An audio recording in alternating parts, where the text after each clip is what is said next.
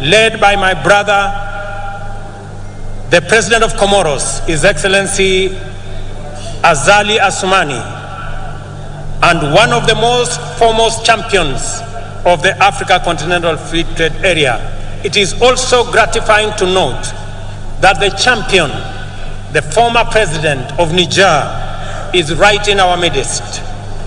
It's also gratifying to note that 11 trade ministers are here today from different countries in our continent. I wish to recognize the following delegations led by the ACFTA Secretariat. Delegation from Comoro, are they here? Wasimame? The delegation from Comoro, thank you very much. The delegation from Niger, thank you very much.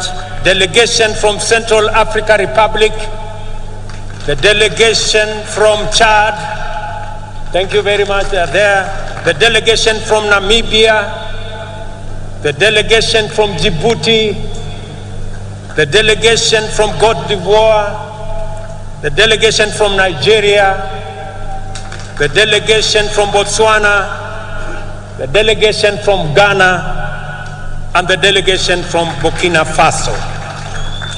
A significant portion of household budgets, as we all know, goes to food, a major component of the cost of living. Understandably, there has been animated engagement on this subject after a prolonged drought which pushed the entire Horn of Africa region to the brink of famine. Widespread shortages of staple foods have driven food prices beyond the ability of many households to afford them. Enhancing food production is an intervention with multiple fundamental implications. It promotes access to affordable and adequate food and nutrition for the majority. It also increases food supply, lowers prices, and thus reduces the cost of living.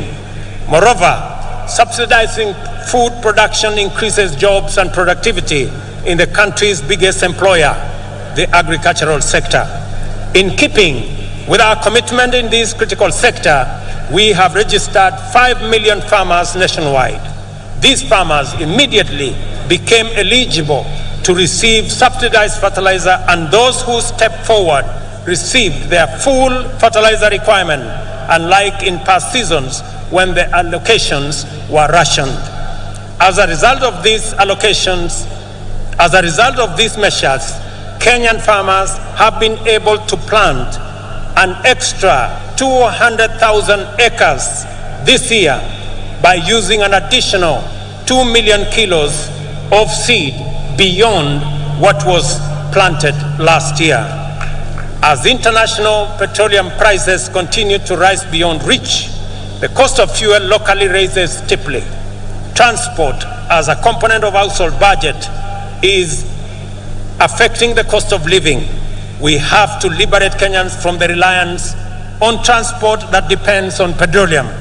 For this reason, we are rolling out an electric vehicle public transport system which will bring down the cost of transport significantly. Our Bodaboda industry is about to experience inclusive transformation through the introduction of more efficient, affordable, and clean motor vehicles. With this intervention, owning and operating a Bodaboda will become affordable, secure, and profitable.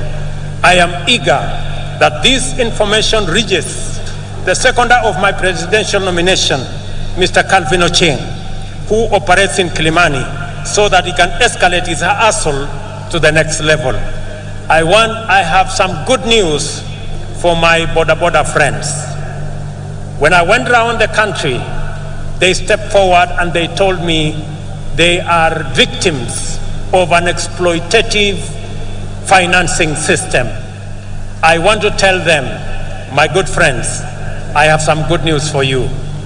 We are developing, and by September this year, we will have a mechanism where you can get your Bodaboda that does not need petrol, that will be run on electricity, one that is financed by not a predatory system, but one that respects the interests of those who purchase the Bodabodas.